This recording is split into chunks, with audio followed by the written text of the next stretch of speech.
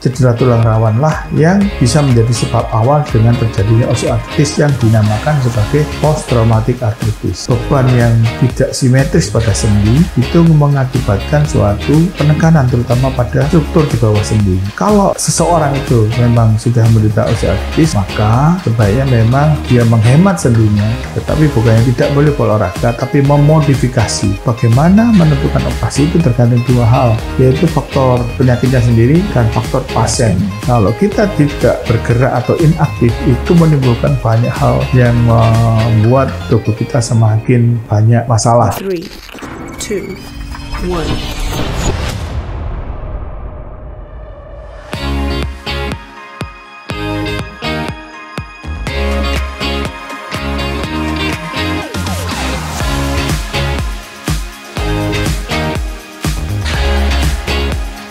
Gelombang suara kami akan meningkatkan kesehatanmu. Halo Sobat Sehat Sutomo, berjumpa kembali di podcast Kanal Informasi dan Edukasi Sutomo.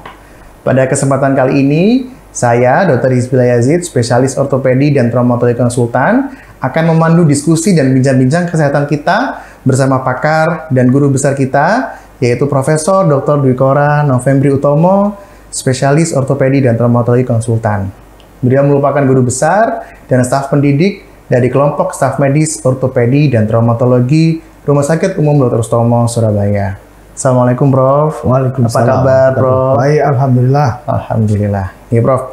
Pada kesempatan kali ini, kita akan mendiskusikan topik yang cukup hangat dan sering dibicarakan oleh masyarakat, yaitu mengenai osteoartritis, Prof. Atau ada yang sering bilang pengapuran sendi. Mungkin Prof bisa jelaskan, Prof, apa itu sebetulnya osteoartritis, Prof? Secara terminologi, osteoartritis radang sendi, dikenal sebagai radang sendi. Jadi dia itu melibatkan kelainan yang melibatkan seluruh sendi, ya. Baik itu komponen tulang rawannya, kemudian bantalan lututnya, sampai selaput sendi dan tulang di bawahnya. Gejalanya biasanya kaku-kaku pada pagi hari, ya, pada saat aktivitas berhenti. Kemudian setelah jalan enak lagi, itu gejala-gejala awal. Tapi bisa sampai nyeri yang tidak tertahankan dan bahkan sampai terjadi suatu perubahan bentuk sendi. Katakanlah paling banyak kan pada sendi-sendi yang menyangga tubuh, baik itu di panggul maupun di lutut. Katakanlah kalau di lutut bisa sampai sendi itu bengkok, bentuknya bisa O, bisa X. Ya. Saya kira itu dulu. Ya, baik, Prof. Oke, apakah menurut Prof, osteoartritis itu sama, Prof, dengan cedera tulang rawan, Prof? Nah, baik, itu pertanyaan yang bagus sekali. Osteoartritis tidak sama dengan cedera tulang rawan, ya. Tetapi cedera tulang rawanlah yang bisa menjadi sebab awal dengan terjadinya osteoartritis yang dinamakan sebagai post traumatic arthritis. Kenapa demikian? Karena memang tulang rawan yang rusak itu akan menimbulkan suatu pergerakan sendi yang tidak normal, sehingga terjadi suatu friksi atau gesekan dan nggak ada seperti das, ya, daripada serpihan-serpihan tulang rawan yang lembut itu bisa merangsang yang rusak, bisa merangsang selaput sendi, memulai untuk proses peradangan. Nah, proses peradangan di sana biasanya manifestasinya dua, satu keradangan itu sendiri dan kedua adanya cairan sendi. Dan ini secara seperti lingkaran setan begitu juga bisa secara enzimatis kan dia merusak pembentukan tulang rawan. Makin lama akan semakin rusak. Jadi ini harus dihentikan siklusnya. Jadi tulang rawan itu bisa sebagai penyebab awal daripada osteoartritis. Iya, Prof. Baik.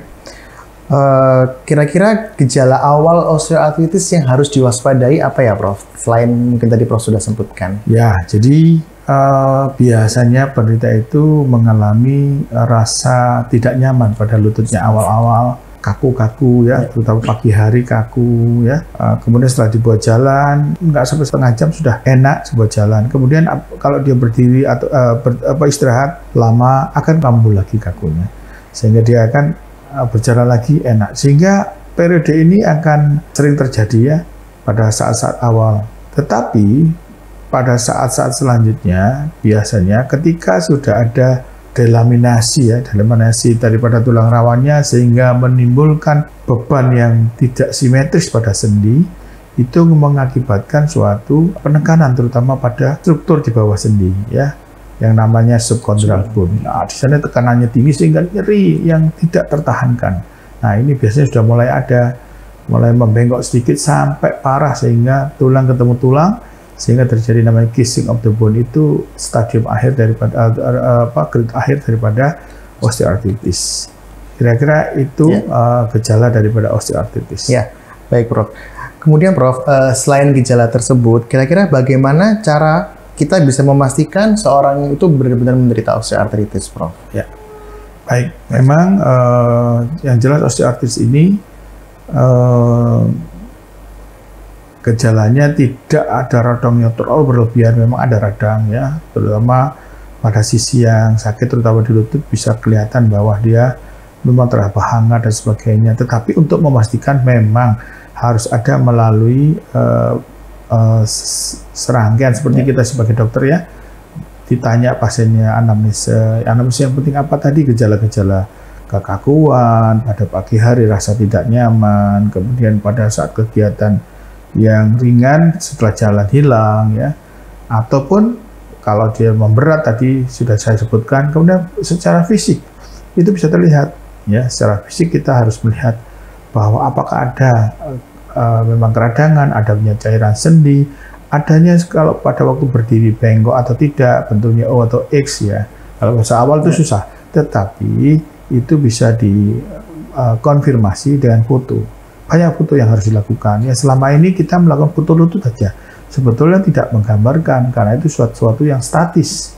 Maka saya anjurkan kalau ada wanita di atas 50 tahun ya, atau laki-laki dari 50 tahun mengeluh keluhan lutut, mau seyogianya atau sebaiknya dilakukan foto berdiri ya, lutut ya kanan kiri untuk membandingkan dalam posisi dari depan AP atau dari lateral.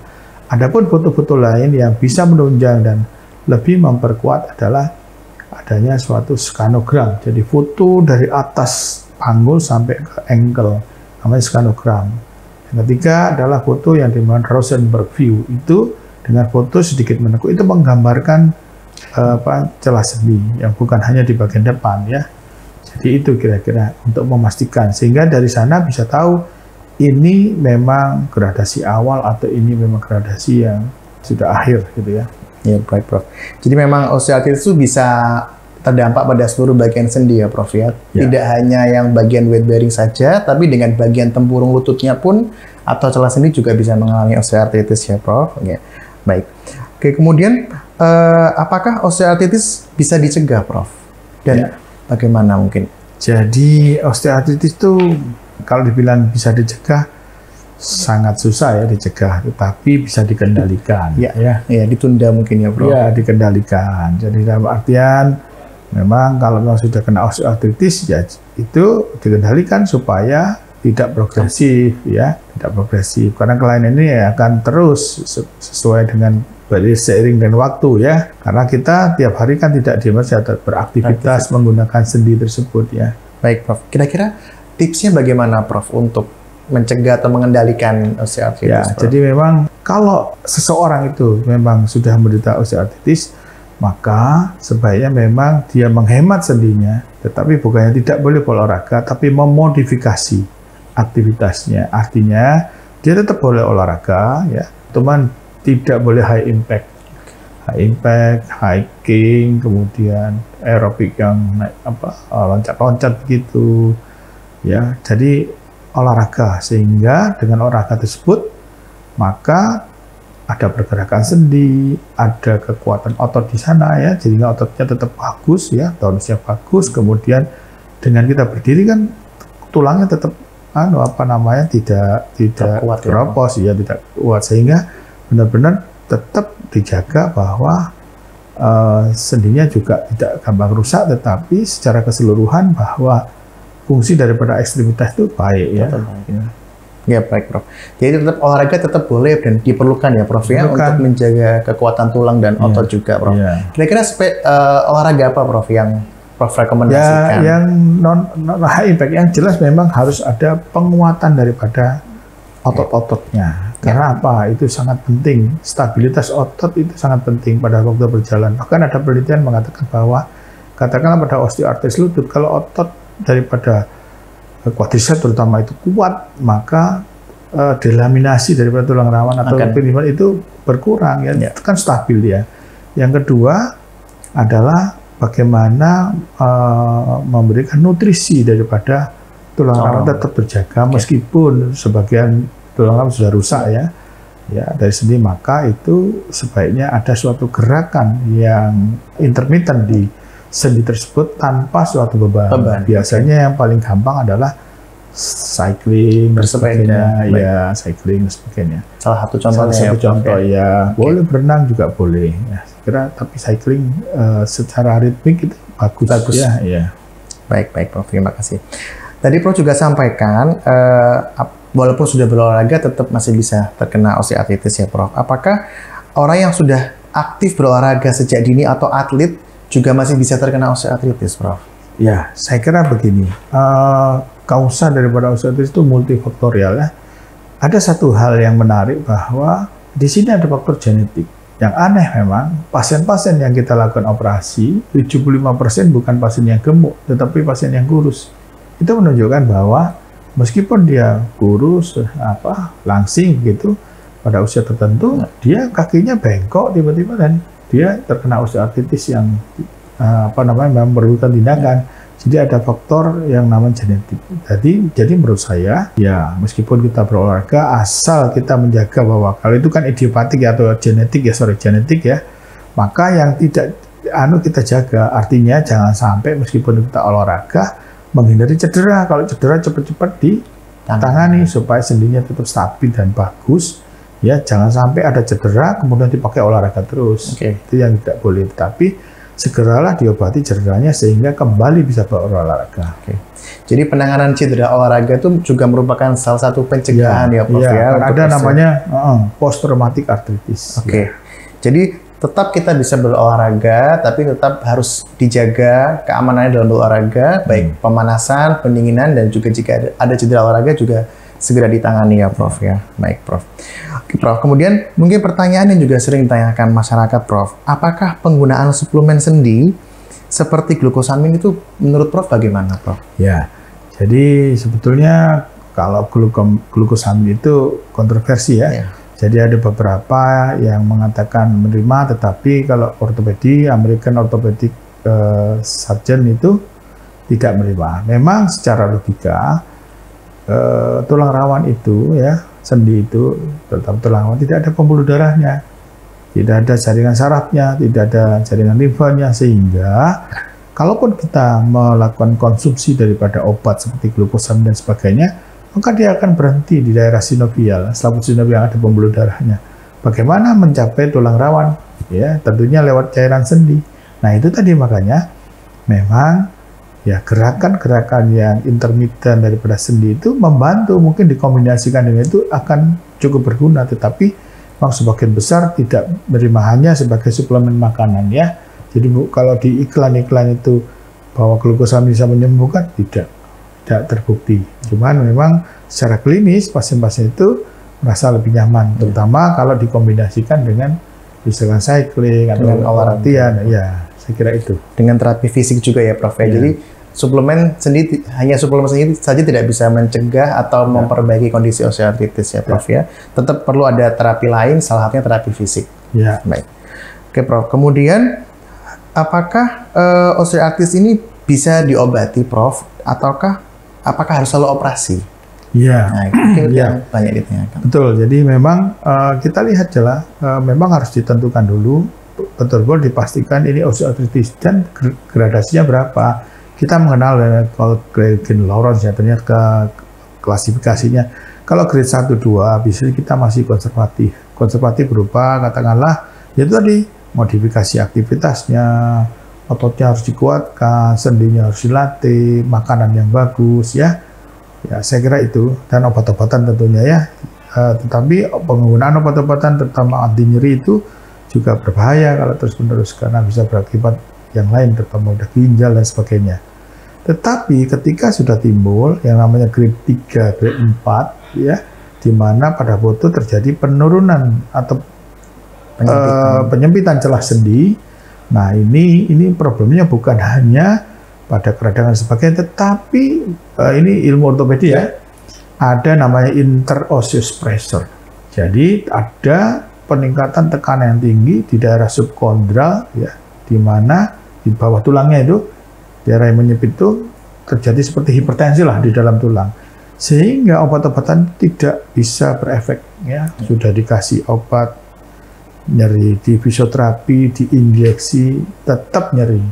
Nah, memang pengobatannya sesuai ilmu dari ortopedi ini memang harus ada tindakan. Jadi kalau masih muda bisa menggunakan dekompresi ya, namanya osteotomi. Jadi diluruskan kakinya. Tetapi kalau sudah rusak sama sekali, usianya sudah di atas 60 tahun ke atas, dianjurkan untuk melapisi daripada sendinya yang disebut knee replacement. Ya, kalau pada lutut, hip replacement pada panggul. Jadi kira-kira itu. Jadi, iya, Prof. Baik, Prof. Jadi memang tidak semua kondisi osteoartritis harus dioperasi ya, Prof ya? Tidak semua. Tapi jika memang dinyatakan perlu untuk operasi, ada beberapa pilihan untuk operasi ya, Prof ya? Yeah. Baik, Prof. Kemudian mungkin Prof juga bisa sharing pengalaman, Prof. Apakah pasien-pasien itu kondisinya setelah operasi itu bagaimana, Prof? Karena banyak pasien yang takut, Prof, untuk operasi. Ya. Jadi begini, memang pada waktu menentukan operasi itu tidak secara gegabah ya. Jadi kita kenal bahwa bagaimana menentukan operasi itu tergantung dua hal, yaitu faktor penyakitnya sendiri ya, osteoartrisisnya, dan faktor pasiennya. Nah, faktor pasien ada dua, faktor psikologis dan faktor fisik. Faktor penyakitnya misalnya OA grade 3, grade 4 ini memang indikasi operasi. Tetapi kita harus melihat bagaimana pasiennya ini, bagaimana psikologisnya, apa dia dengan adanya pemberian bahwa Anda harus dioperasi, itu sesuatu breaking bad news tentunya ya. Nah, breaking bad news itu ada orang yang bisa menerima dengan cepat, tetapi ada orang yang harus memerlukan waktu, kan itu ada tahapannya. Ya, biasanya adanya breaking bad news membuat dia anger atau denial ya. Tahap berikutnya kadang-kadang dia depresi, dia tidak bisa menerima ya, depresi, sampai ada suatu saat tahapnya ya, yang menurut ilmu psikiatri bargain sampai di accepted. Nah, kalau dia sudah accepted, inilah yang mungkin bisa dipertimbangkan menjadi suatu pertimbangan untuk operasi. Tetapi kita harus melihat fisiknya. Jadi syarat lain untuk operasi adalah komorbid yang ada dilihat. Bagaimana pengaruh-pengaruh juga terhadap pembiusan dan trauma operasi.